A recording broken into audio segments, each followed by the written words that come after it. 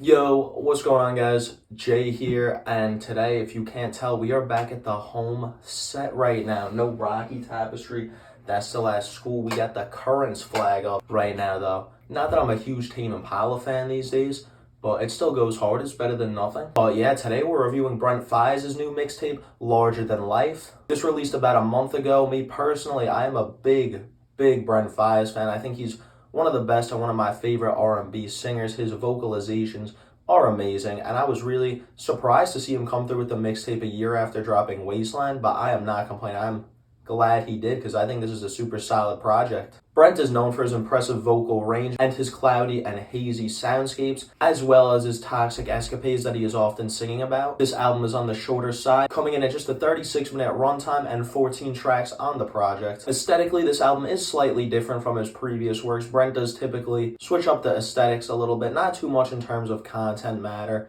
or production styles or anything like that. It doesn't change the formula too much, but on Larger Than Life, we do see some UGK influenced instrumentals, as well as pulling from the ASAP Mob, who remixed that sound in the 2010s, even as going as far as to have ASAP Rocky and ASAP Ant featured on the album.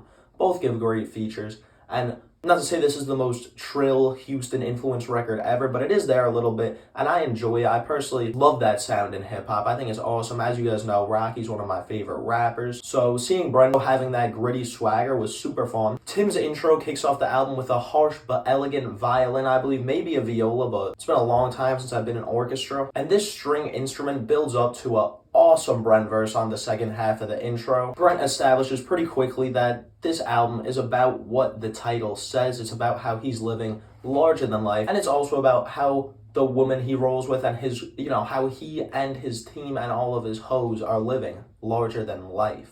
Forever Yours is one of my personal favorite tracks here, as it utilizes this cloudy Houston aesthetic better than most other tracks on the album. Where again, I don't think it's super prevalent, this influence or this aesthetic that he's tapping into, but it is there, and this is the track that I think pulls from those sounds the best, with some spacey synths and drum patterns that repeat and crash. Brent is doing some beautiful singing and vocalization, as well as he pledges his love to the woman of the night he's singing about. The only issue I have with this song, and at points with this album in general, is that it is too short. This song is coming in at under 2 minutes, and as one of the highlights on the track list, I would have loved to see this develop more.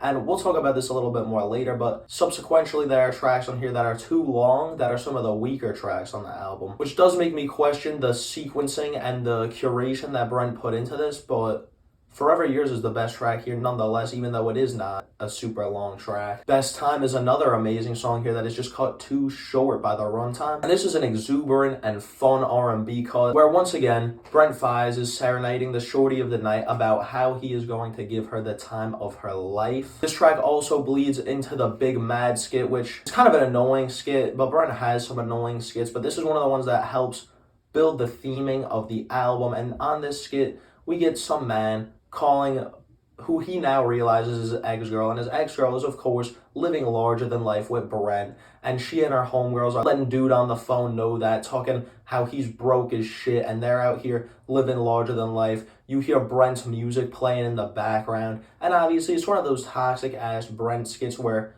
you see he is on that timing. He is showing you what it means in his mind to live larger than life. Moment of Your Life is a smooth, sexy, traditional Brent kind of cut where he is singing about that illustrious first fuck and how perfect it's gonna be. And he's hitting you with those romantic and risque lyrics throughout the song to let you know that. We also get a feature from Coco Jones on this song. Now, this is the first I've heard Coco Jones, but she was nominated for Best New Artist at the Grammys this year. So shout out her, and I loved her performance here. She matches the energy, she matches the content matter, that super sexy, sappy kind of vibe where she's singing from the perspective of the girl that Brent's singing to, where she is also singing about how she's going to give Brent that amazing experience. Another thing I like about this album is how we get to see Brent giving some shine and spotlight to some upcoming acts that I'm assuming he fucks with from the DMV. The DMV, if you don't know, is slang for the area that is Washington, D.C., the District of Columbia, Maryland, and Virginia. This is, of course, the area that Brent grew up in, the scene he's from, if you had to put his music in a region. And he's got some bubbling artists from the DMV on this album who do a great job. Where, for example, on Last One's Left, we get a zany and exciting feature verse from DMV rapper Lil Gray, who doesn't necessarily steal the show, but this song is another highlight for me, as well as Lil Gray and Brent are teamed up with none other than Missy Elliott here. And the way Missy Elliott and Brent Faiyaz collide on the chorus, not harmonizing, but the way their vocal tracks overlay each other is just awesome and a super cool moment to see a collaboration that I never knew I needed, but is legendary to see. We also got to talk about Upset, which is a faster paced song with some trap inspired drums. Here we get another super catchy chorus from Brent, which is kind of his thing. He makes those earworm kind of choruses. That's how he got on with Crew by Gold. Like, I fucking love that song. Yeah, but on Upset, we get some more, like, again, just super fun and out there features from DMV acts like Tommy Richmond and Felix. I didn't go check out their music after listening to that song, but Upset is a banger and one of my favorite tracks on the album. However, on a track like On This Side, it is the feature ruining the song. We got Cruddy Murda, I believe it's pronounced, whose annoying delivery and simple lyrics take away from the enjoyability of the track. And ASAP Ant had a great performance here, but again, not the biggest fan of this track, a weaker moment on the album. And on Out All Night, we get a super solid rapped and sung verse from A$AP Rocky, which I personally love to see. This was another fun track, another minor highlight for me. Although I will say, at this point, it is my belief that A$AP Rocky is pretty much retired from rapping. I think he is in a similar situation to Frank Ocean, where he might pop out for the features, and fans may expect or want him to be working on music. And even Rocky has been saying that, the album Don't Be Dumb is coming. It was supposed to drop a long time ago. But I mean, this album has been delayed for years. It's been over 5 years since Rocky dropped. You gotta look at the realistics. He is with Rihanna now. They are expecting their third kid since they got together, which literally every time Rihanna has a kid, Rocky's putting another new one up in there. On that interview he said the best collaboration him and Rihanna can make together is their children. Not even talking about the music, not even taking a chance to promote possible upcoming music. So he's got 2 young kids. He's got a third on the way, and he is now going to court at the beginning of 2024 for the alleged shooting with A$AP Relly. To me, it is very clear that Rocky's musical career is on pause for now. I would categorize him as retired. Not that this has anything to do with Brent Faiyaz or Larger Than Life at all. Tangent aside, Wherever I Go and Belong to You are another 2 of the more sexy, sappy cuts on this album from Brent. And I loved Babyface Ray's feature on Belong to You. I loved hearing him rapping about how badly he wants to spoil his girl and all these things he wants to do. Him and Brent both give great verses on this fun track. And shout out Babyface Ray as well. Another rapper that I think deserves some flowers for the work he's been putting in. Getting to the last leg of the mixtape, talking about songs like Where Ya At and Pistachio. These are the songs I was talking about that are just too long. These are more like simple, traditional, standard Brent cuts, which is fine. They're still good. It's just they're not great. They're not anything I'm going to revisit. And I don't get why tracks like these got the privilege of being 3.5 minutes in runtime. But other tracks that I was talking about before, like Forever Years, only got 1.5 minutes.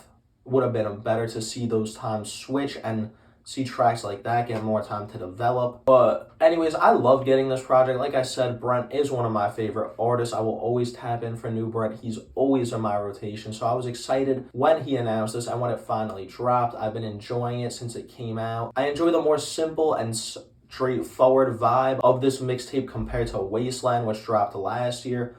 This does allow for Larger Than Life to feel kind of like not a filler mixtape, but to feel like a smaller project. Because as you guys know, I feel like some rappers have their bigger efforts and their smaller scale efforts. And I definitely feel like Wasteland was kind of that, that big album, that bigger moment. And this is kind of just like in the meantime, kind of similar to how I feel about a project like Zoo by Denzel Curry, how I feel about any deluxe album that an artist has ever put out, especially years after, like the Estate Sale by Tyler, the Creator, that came out this year. That is exactly what that is, just music to hold us over before the next major project. And I love the, not necessarily major risks, but I love the aesthetic and production risks and experiments that Brent was doing here, just playing around with his sound and innovating on it, as well as giving a big spotlight to artists from his area who are doing big things. Shout out Lil Gray, shout out Tommy Richmond, shout out Felix. Again, I didn't check out any of their music, but I think it's awesome for Brent to be giving these artists from his area, from his region, the chance to shine on a larger platform. This project is consistently great. There's not a lot of weak points, but it does lack that oomph. It does lack that stretch of songs, or even that one song that is like out of this world. And yeah, with that being said, I think Larger Than Life is another welcome addition into Brent's discography. And for those reasons, I'm feeling it at a 7.5 out of 10. Be sure to let me know in the comments what you thought of this project, what you think the best songs are, what you think the worst songs are. Remember to like, subscribe, comment, share, and all that stuff, guys. A lot of work goes into these videos being made, so even just something as simple as hitting subscribe helps so much. Appreciate you guys, and I will catch you in the next one. Peace.